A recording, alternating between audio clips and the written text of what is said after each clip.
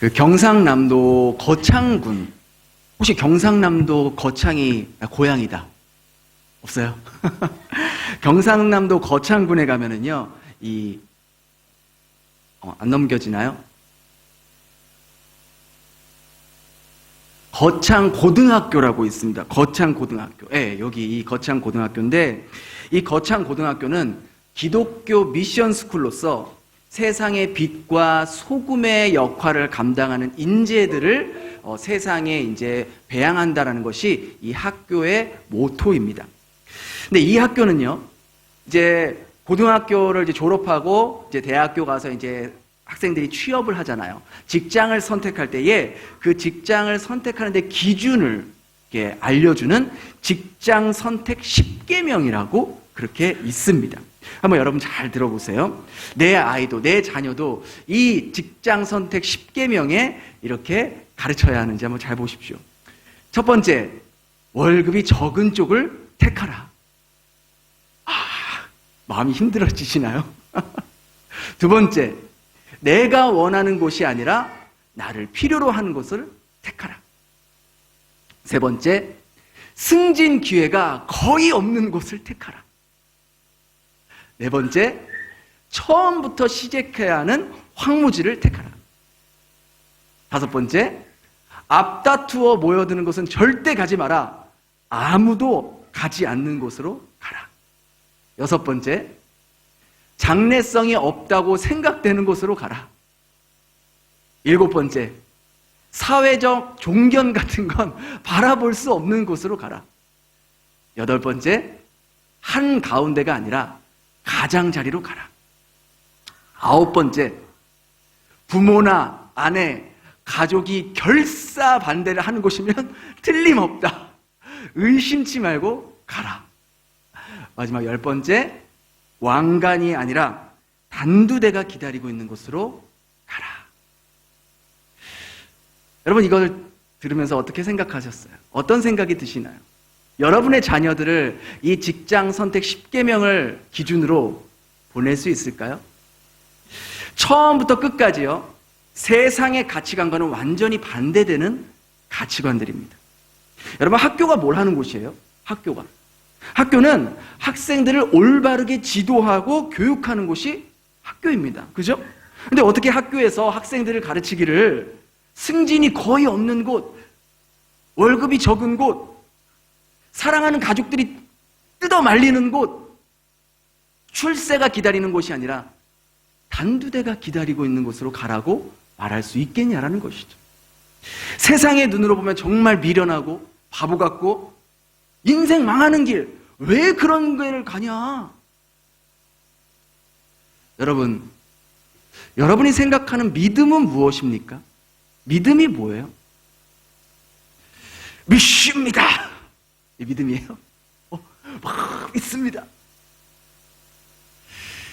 믿음은요, 잘 들으세요. 믿음은 선택입니다. 선택. 믿음은 선택이에요. 하나님을 믿는 사람들이 세상 사람들과 똑같은 가치관과 똑같은 것을 선택한다면 우리에겐 믿음이 필요가 없어요. 그냥 내가 원하는 것, 나에게 유익이 되는 것, 내가 봐서 나한테 돈 많이 주고 나 혜택 많이 받는 거, 그런 믿음이 필요가 없어요. 그냥 그거 선택하면 되는 거예요. 근데 하나님을 믿는 사람들은 세상이 선택하고 세상이 추구하고 세상이 쫓아가는 것을 선택하는 것이 아니라 그 가치와는 반대의 길로 가는 것을 선택하는 것이 믿음입니다. 그런 면에서 볼 때 이 거창고등학교는 화려하고 반짝이는, 사람들이 막 우러러보는 그런 길을 제시하는 것이 아니라 믿음으로만 선택해야 하는 그 길을 제시하고 있다는 것이죠. 여러분, 하나님께서 정말로 살아있다면, 여러분 하나님이 정말 살아있다고 믿으세요? 여러분 믿으세요? 그럼 하나님 정말로 살아있다면 어떤 사람들을 선택하셔서 사용하실까? 어떤 사람들을? 세상의 가치와 세상이 주는 그 화려함을 쫓아 선택하는 사람들이 아니라 당장에는 눈이 보이지 않지만 하나님을 쫓아서 믿음의 선택을 하는 사람들을 통해서 하나님께서 하나님의 뜻을 이루지 않겠습니까? 그리고 그렇게 믿음의 선택을 한 그 사람들의 인생을 하나님이 살아계시다면 그 사람들의 인생을 책임져 주지 않겠습니까? 하나님을 믿는 믿음의 사람들을 통해서 하나님께서 뜻을 이루시지 않고 그런 믿음의 선택을 한 사람들의 인생을 책임져 주시지 않는다면 그 하나님은 죽어있는 하나님이에요. 그리고 우리가 읽는 성경은 그저 사람이 쓴 소설에 불과한 거예요. 그렇잖아요. 우리가 지난 시간에 살펴본 것처럼 이제 사도 바울이 이 분별력 없는 루스드라 사람들 때문에 이 유대인들, 악한 유대인들이 막 선동을 했잖아요. 그래서 사도 바울을 막 돌을 던져서 사형 집행을 내렸잖아요. 사형 집행을 내린 거예요. 그냥 단순히 돌 몇 개 던진 게 아니라 사형 집행을 한 겁니다. 그래서 모든 사람들이 바울이 죽었다고 생각했잖아요. 그래서 성 밖으로 끌어내 버렸잖아요. 루스드라에 있던 이 바울의 제자들이 있었어요. 근데 그 바울의 제자들이 이제 이 바울을 이제 장례시키려고, 이 시신을 가지고 장례를 치르려고 할 때에 그 돌 무더기 속에서 어떻게 했다 그랬어요? 얼굴을 막 띵띵 붓고 팔, 다리 막 돌에 맞아가지고 다 부러지고 막 피가 철철 나고 막 그렇게 겨우겨우 막 일어났다라고 이야기했잖아요. 모든 사람이 다 바울이 죽었다고 생각했을 때 하나님께서 아니스테미 해주셨다고. 아니스테미 뭐예요? 이렇게 다들 처음 들었다라는 표정을 지으면 제가 시험이 들어서 교회 안 나올 것 같아요. 시험이 들잖아요. 목사가 시험이 들면 어떡해. 일으켜 주셨다고. 아니스테미 해주셨다고. 일으켜 주셨다고 했잖아요. 그렇죠? 그렇게 하나님께서 바울을 다시 일으켜 주셨어요. 자, 여러분의 상상력을 총동원해서 생각해 보세요. 여러분이 바울이었다고 생각해 보세요. 여러분이 바울이에요. 지금 루스드라에서 전도하다가 그러니까 노방 전도하다가 사람들의 이제 선동에 의해서 내가 지금 돌에 맞았어요. 아직도 이 돌에 맞은 아픔과 그 고통이 아직도 남아 있어요. 온몸이 지금 부서질 것 같다고요. 이런 상황에서 여러분들이 겨우겨우 하나님께서 일으켜 주셨으면, 살려 주셨으면 여러분 가장 먼저 뭐 하겠어요? 여러분이 바울이라면 가장 먼저 뭐 하겠냐고요. 제가 더 현실적으로 말해볼게요. 여러분 베트남에 살잖아요. 그렇죠? 여러분이 막 너무 성령이 충만해서 막 여기 이제 길거리에서 막 교회 앞에서 막 전단지 주면서 예수 믿으세요. 예수 믿으세요. 베트남 말로 막 예수 믿으세요. 막 베트남 사람들에게 전도지 나눠주는 거예요. 노상 전도하는 거예요. 그런데 여러분 아시겠지만 베트남은 노상 전도하면 안 돼요. 여기 이제 종교법상 외국인이 현지인에게 이렇게 전도하거나 포교하면 불법입니다. 그래서 바로 이렇게 끌려가요. 막 추방당할 수도 있고요. 근데 여러분들이 그렇게 막 성령이 충만해서 베트남 사람들 너무 사랑해서 복음 전도를 했어요. 근데 꽁안이 딱 여러분 보고 잡혔어. 그래서 경찰서 가서 엄청 두드려 맞고 막 거의 죽다가 거의 겨우 살다시피 해서 겨우 나왔어요. 그럼 그렇게 나오면 여러분 가장 먼저 뭐 하시겠냐고요. 뭐 하겠어요? 선생님 뭐 하겠어요?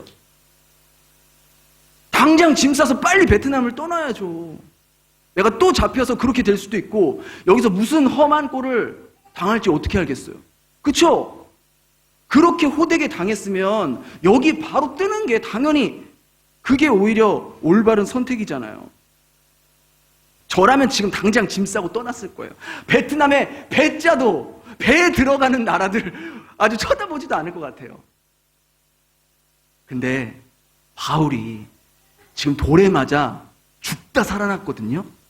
근데 그 자리에서 일어나서 가장 먼저 한 게 뭔지 아세요? 우리 20절 한번 같이 다시 한번 읽어볼게요. 시작. 제자들이 그 성에 있을 때 바울이 일어나 바울이 뭐 했대요? 뭐 했대요? 그 성에 들어갔대요. 그 성이 어떤 성이에요? 루스드라 성이라는 거예요. 루스드라, 자기 지금 돌에 두드려 맞아서 사형 집행 당했던 그 성에 다시 들어갔다는 거예요. 이거 바울 형님, 이거 제정신이에요? 미친 거 아니에요, 진짜? 아니, 거길 왜 들어가냐고요. 죽으려고. 아니 지금 거기서 내가 뭐 못 가지고 온 게 있어서 다시 들어가는 거야. 나 거기 내 핸드폰이랑 내 지갑이랑 내 여권이랑 놓고 왔는데 큰일 났다. 그래서 다시 들어간 거예요? 왜 들어갔는지 22절에 정확하게 나와 있어요. 우리 22절 다시 한번 읽겠습니다. 시작. 제자들의 마음을 굳게 하여 이 믿음에 머물러 있으라. 바울이 거기 왜 들어갔대요? 왜 들어갔대요? 제자들의 마음을 굳건하게 하기 위해 다시 들어갔대요. 무슨 말이에요? 이제 루스드라에서 이제 바울이 전도했잖아요. 막 나면서부터 안진뱅이를 일으켰잖아요. 그런 걸 보면서 이제 막 그때 예수를 믿은 사람이 생겼다라는 거예요. 그러니까 오늘날로 말하면 초신자예요, 초신자. 근데 초신자가 생겼는데 얼마 후에 이제 바울이 돌에 맞아서 죽게 되는 걸 그 초신자들도 다 보고 있었을 거 아니에요. 그러니까 이 초신자들이 얼마나 무서웠겠어요. 나도 예수 믿다가 저렇게 죽는 거 아니야? 나 예수 믿다가 나도 저렇게 처참하게 죽는 거 아니야? 나 예수 믿는다고 했는데 어떡하지? 다시 그냥 안 믿는다고 해야 되나? 그냥 이 믿음 그냥 버려야 되나? 불안하다고요. 그렇지 않겠습니까? 이제 왜냐면 막 돌로도 죽였는데 막 그 사람들이 여기 예수 믿는 사람 다 이렇게 될 거야 라고 막 협박하지 않았겠어요? 했을 거 아니에요. 여러분이 지금 그런 상황이라 생각해 보세요. 예수 믿다가 저렇게 죽을 수도 있겠구나. 그런 마음이라 생각해 보세요. 그러니까 바울이 그걸 알았다는 거예요. 그 초신자들의 그 믿음을 알았다는 거예요. 그 마음을 알았다는 거예요. 그래서 내가 지금 돌에 맞은 상태에서 일어나자마자 다른 지역을 갔다면 이 초신자들이 분명 믿음을 버릴 수 있을 거라는 걸 알았다는 거예요. 그러니 내가 다시 붙잡혀 있는 죽는 한 내가 다시 그 유대인들에게 루스드라 사람들에게 험한 꼴을 받는 한이 있을지라도 이 초신자들의 믿음을 지켜주기 위해서 내가 이 성에 다시 들어가야겠다 하고 결심하고 다짐한 거예요. 거긴 아직도요, 자기를 죽이려고 하는 그 악한 유대인들 무리가 아직도 남아있을지도 몰라요. 여전히 그 분별력 없는 루스드라 사람들이 있잖아요. 근데 지금 거길 들어간다라는 거예요. 왜? 초신자들의 믿음을 위해서, 그들의 믿음이 흔들리지 않고 예수를 꽉 붙잡게 하기 위해서 지금 그 성에 자신의 목숨을 걸고 들어간 거예요. 바울이 선택한 길은요, 세상의 성공이 보장된 길이나 출세가 기다리고 있는 길이 아니에요. 지금 자신의 목이 잘릴 수 있는 단두대가 기다리고 있는 그 길을 선택한 거예요. 오늘 여러분, 바울이 어떤 사람이에요? 오늘날로 말하면 서울대 수석 출신이에요. 그 예루살렘 가말리엘 그 선생 밑에서 공부했다는 것은 최고의 교수 밑에서 정통 유학파 예루살렘에서 서울대에서 공부한 그 바울이에요. 그러나 바울은 하나님의 은혜를 입은 그 후부터는 사람들이 앞다투어 가는 그 길을 가려고 한 게 아니었어요. 출세가 보장된 길이 아니라 아무도 가지 않으려는 길, 부모가 뜯어 말리고 싶어하는 그 길을 선택한 거라고요. 선택. 여러분 생각해 보세요. 여러분 다 자녀 있으시잖아요. 아니 어느 부모가 자기 자식이 막 여기저기 돌아다니면서 사람들의 돌에 맞고 욕먹고 두드려 맞고, 아니 여러분 자녀가 베트남에 살면서 어디를 가든지 조롱당하고 비난당하고 그렇게 상사한테 갈굼당하고 왕따당하고 그러면 부모의 마음이 어떻겠냐고. 얼마나 찢어지겠습니까? 그렇지 않겠어요? 이런 마음을 갖지 않겠어요? 이 바울의 부모들이? 바울아, 내가 너를 어떻게 공부시켰는데, 내가 얼마나 고생하면서 너를 예루살렘까지 유학 보내면서 그 가말리엘 선생님 밑에서 공부시켰는데 너가 도대체 뭐가 부족해서 너 그냥 거기서 살면은 너도 랍비가 될 수 있고 사람들의 존경받을 수 있고 출세가 보장됐는데 왜 너는 도대체 이런 길을 선택한 거니? 왜 이런 길을, 험한 길을 선택한 거니? 도대체 네가 뭐가 부족해서 왜 그러니? 도대체 예수가 뭔데? 그 예수가 뭐길래 도대체 너 왜 그러니? 그렇게 뜯어 말리지 않겠어요? 여러분이 부모라면 말리지 않겠습니까? 바울이 선택한 길은 아무도 거들떠보지 않았던 길이에요. 바울이 선택한 길은 왕관이 기다리는 길이 아니라 단두대가 기다리는 길이었다는 거예요. 도대체 바울이 왜 이런 선택을 했냐는 거예요. 왜 이런 선택을 했냐라는 거예요. 바울이 뭐 바보였고 멍청해서 그런 길을 선택한 겁니까? 아니죠. 바울은 어느 누구보다 내가 이 길을 선택하면 출세할 수 있고 성공할 수 있고 사람들의 인정받을 수 있는 길이 어떤 길인지 다 알고 있었어요. 그럼에도 불구하고 그가 다메섹에서 정말 예수 그리스도를 인격적으로 만난 후에 자신이 누구인지 알았잖아요. 이 죄인 중에 죄인이고 죄인 중에 우두머리가 나였구나. 그걸 깨달았잖아요. 그리고 그 은혜와 그 용서하심을 깊이 깨달았죠. 그리고 바울은 그날 이후부터 자신의 삶에 만나는 모든 문제들 가운데 자신을 이제부터는 믿음으로 선택하기로 결정하고 결심하고 그렇게 결심한 대로 자신의 삶을 살아냈다고요. 그는 진정한 예수 그리스도의 제자라고 말할 수 있는 것입니다.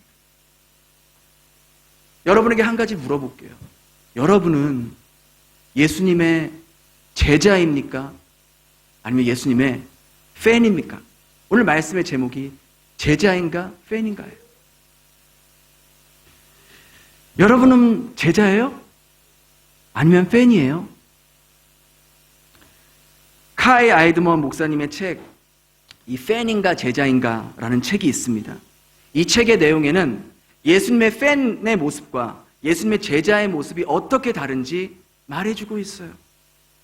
팬과 제자는 모두 다 예수님을 믿습니다. 그리고 이렇게 왜?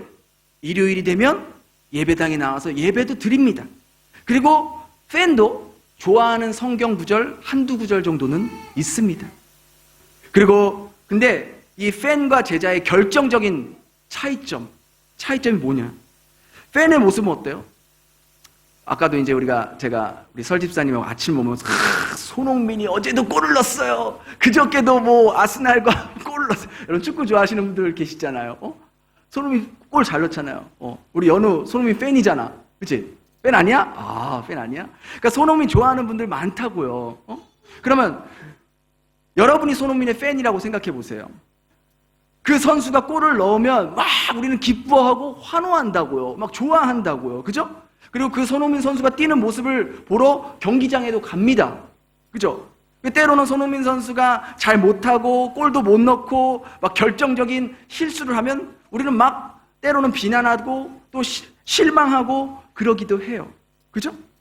근데 여러분이 손흥민의 팬이라고 해서 그 손흥민 선수의 삶을 따라 살지는 않아요. 그죠? 여러분이 손흥민 선수의 팬이지만 그 손흥민 선수처럼 살진 않잖아요. 손흥민 선수를 보면서 열광하고 환호할 수는 있지만 손흥민 선수를 위해 헌신하진 않아요. 그 선수의 기량이 떨어지거나 자기 마음에 들지 않는 행동을 하면 얼마든지 갈아탈 수 있어요. 팬은 그렇잖아요. 이 사람 잘 못하면 나 다른 선수 팬 할 거야. 갈아탈 수 있어요. 그런데 제자는 달라요. 제자는 다릅니다. 만일 여러분이 손흥민 선수의 제자라면 손흥민 선수가 말한 대로 행동할 거예요. 손흥민 선수가 먹으라는 것만 먹을 것이고 그가 말한 대로 연습할 것이고 그가 보여준 대로 따라할 거라고요. 자신의 시간과 에너지를 사용할 거야. 왜? 제자이기 때문에. 그래야 손흥민 선수 같은 훌륭한 선수가 될 수 있을 걸 믿고 있기 때문에 따라한다고요. 팬은 훈련하지 않아. 팬이 훈련하는 사람 있어요? 팬이 뭐 손흥민 선수처럼 훈련해요? 안 해요. 팬은 헌신하지 않습니다. 팬은 희생하지 않아요. 팬은 즐길 뿐이에요. 그 선수를 보고 기뻐하고 환호할 뿐이에요. 우리 그렇잖아요. 우리 뭐 국가대표 축구 선수팀이 막 잘하면 막 환호하지만 못하면 에이씨 저거 맨날 뻥뻥 야구만 차고 홈런만 날고 우린 그렇게 쉽게 말하잖아요. 제자는 그렇지 않다고요. 여러분이 정말로 예수님의 진정한 제자인지 예수님의 팬인지는 여러분의 삶의 모습을 보면 팬인지 제자인지 바로 구별이 돼요. 여러분이 진정 예수님의 제자라면 여러분은 월, 화, 수, 목, 금, 토, 일 여러분의 삶의 현장에서 예수님이 말씀하신 대로 예수님이 보여주신 대로 예수님이 행동한 대로 여러분은 따라하려고 노력할 거예요. 그러나 예수님의 팬이라면 여러분이 일주일에 딱 한 번 이 자리에 와서 예배 드리는 것으로 여러분은 만족할 겁니다. 팬은 예수님을 믿을 때 나에게 유익이 될 만한 것만 바라보고 믿습니다. 팬은요, 성경 구절을 읽더라도 나에게 도움이 되는 것만 딱딱 집어서 그것만 바라보고 믿습니다. 그러나 제자라면요, 나에게 내가 받아들이기 힘들고 받아들이고 싶지 않은 말씀도 나를 위한 말씀이라는 것을 믿고 그 말씀을 나에게 주는 말씀으로 받아들인다는 거예요. 예수님의 팬들은요, 자기가 원하는 것을 채워주면 환호합니다. 우리가 기도하고 기도 응답받으면 막 찬양하고 감사합니다 하지만 팬은 기도 응답이 되지 않으면 뭐야, 뭐 기도해도 안 되네, 뭐 기도해봤는데 뭐 몇 년 동안 기도해봤는데 안 됐어, 별거 없어, 기도해봤자 소용없어, 그러고 떠납니다. 예수님의 팬들이 그랬어요. 실제로 여러분 기억해보세요. 예수님이 오병이어의 기적을 일으킨 후에 그 팬들, 그 수많은 무리들이 예수님 보고 예수님 이제 예수님이 우리의 왕이 되어야 됩니다. 그래야지 이 로마의 압제에서 죄를 물리쳐 줄 수 있고, 예수님이 이렇게 물고기 2마리와 떡 5개로 이 많은 사람들을 먹였으니 예수님 왕이 되면 이제 저희는 더 이상 먹을 게 걱정이 없습니다. 경제적인 걱정이 없습니다. 그래서 예수님 왕이 돼야 됩니다. 그러니까 예수님 뭐라고 했어요? 바로 NO! 3번의 NO 했어요. 나는 너희를 배부르게 해서 온 게 아니야. 나는 로마의 압제에서 벗어나게 해주려고 이 땅에 온 게 아니야.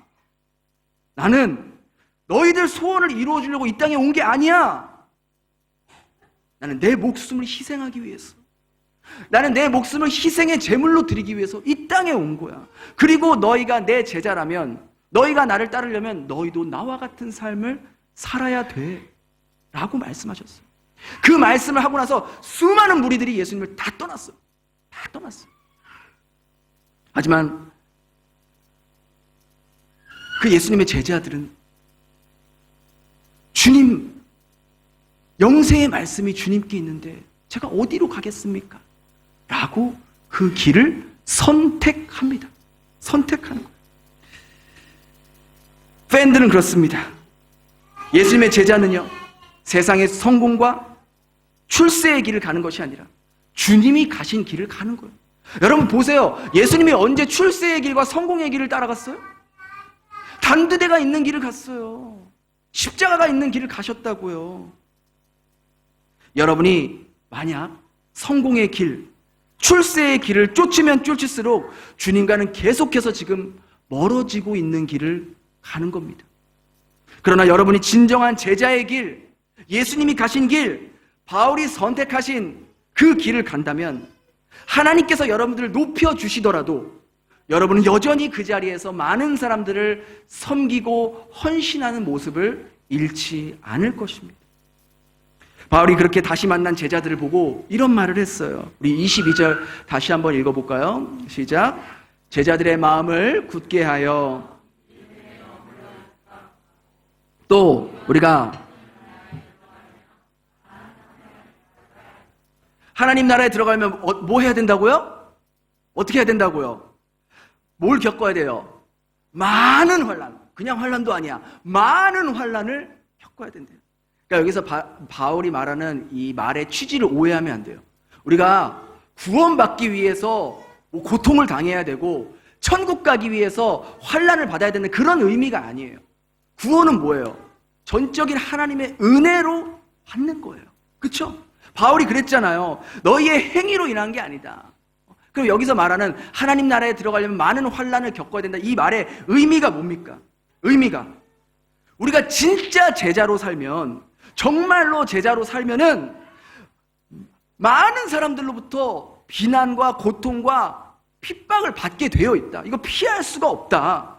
환난을 겪게 되어 있다. 너희가 그걸 알아야 된다. 너희들이 정직하게 살고 올바르게 살고 그렇게 살면 살수록 너희 주변에 있는 사람들이 너를 아주 싫어할 거야. 그 싫어함을 뛰어넘어 증오함으로 바뀔 거야. 그리고 너희를 왕따시킬 거고 너에게 불이익을 줄 거야. 심지어 협박까지 할 거야. 여러분 보십시오. 만일요, 여러분이 회사에서, 직장에서, 사업터에서 여러분이 남들보다 더 깨끗하게, 더 정직하게, 올바로 편법 쓰지 말고 불법 쓰지 않고 그렇게 살아간다면 여러분 주변에 있는 직장 동료들이 와 정말 대단하시고 그럴까요? 안 그렇습니다. 왜 지가 뭔데 저렇게 막 지 혼자서 깨끗한 척해? 뭐 지 혼자서 막 낼 거 다 내고 보고할 거 다 보고하면 우리 뭐야? 그렇게 다 여러분들을 그렇게 한다고요. 비난하고 지는 털면 아무것도 안 나올 것 같아? 지만 왜 유세야? 예수 믿는다고 왜 유세 떨어? 나도 교회 다니고 그러는데 다 그냥 적당히 하면 되는데 왜 혼자 저렇게 유별나게 저래? 그런다고요. 여러분이 말씀대로 살려면 살수록 예수님이 똑같은 말씀을 하셨어요.